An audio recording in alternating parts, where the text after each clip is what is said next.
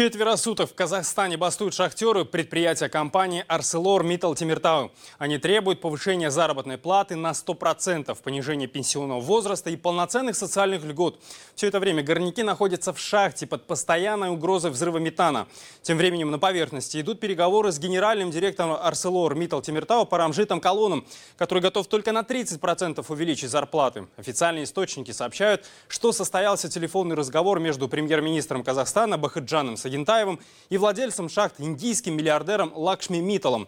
Он согласился на диалог с шахтерами только в том случае, если они поднимутся на поверхность. Наш корреспондент находится в шахтерском регионе. С нами на связи из Караганды Айнур Коскина. Айнур, добрый вечер. Поделитесь с нами последними новостями. Здравствуйте, Шавкат.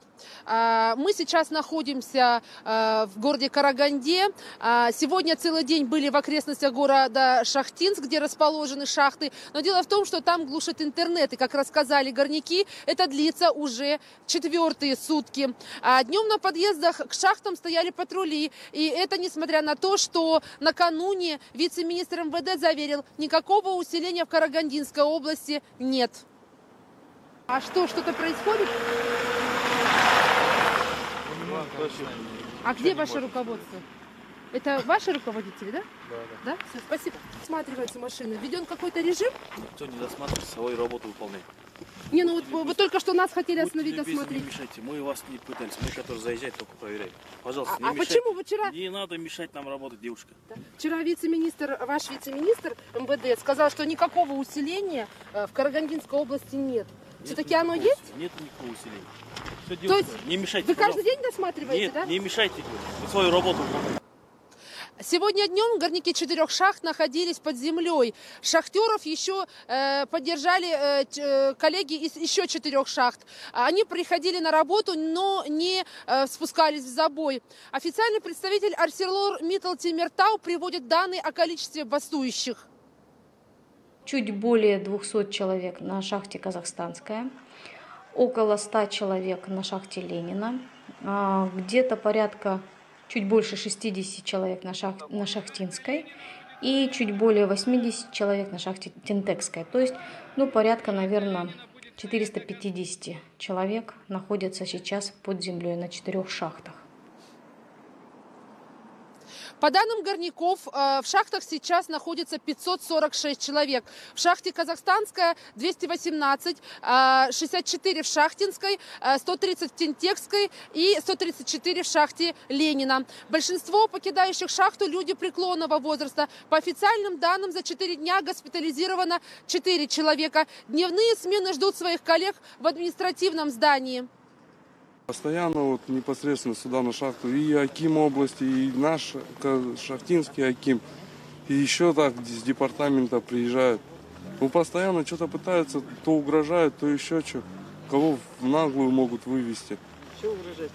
Чем угрожают? Увольнение и по статье, и так, и уголовное дело завести. Потому что это, как они говорят, несанкционированный митинг. Поэтому грозятся уголовным делом. Да, непосредственно всем, кто в шахте находится, всем это говорят. В это время в Астане старшая дочь президента, сенатор Дарига Назарбаева, прокомментировала ситуацию в Шахтерском крае. Я знаю, что Сагентаев держит этот вопрос на контроле, что постоянно идут телефонные переговоры с администрацией компании. И министры тоже на эту тему высказывались, так что без внимания этот вопрос не остается. Что касается управления из кабинета, я с вами согласна. Конечно, представители министерства должны были быть уже там, непосредственно в точке конфликта и вести переговоры с обеими сторонами. Горнякам шахты «Казахстанская» сегодня впервые за 4 дня забастовки прибыл председатель профсоюза угольщиков Коргау Марат Миргаязов. Все это время шахтеры сами защищали свои права, а потому выдвинули своих профсоюзных лидеров. И на них Марат Миргаязов написал заявление в прокуратуру с просьбой привлечь активистов к административной и уголовной ответственности. Сам Коргау добился лишь обещанной 30% повышения заработной платы. о котором говорит и руководство предприятия. Тем временем бизнесмены и волонтеры Карагандинской области поддерживают горняков, которые находятся под землей. Они несут в шахты теплую одежду и продукты питания. И вот буквально только что стало известно, что Шахтинский суд удовлетворил исковое заявление ArcelorMittal Темиртау и профсоюза Кургау и вынес определение о приостановлении забастовки во всех шахтах предприятия. Известно, что вот только что буквально пишут мне, что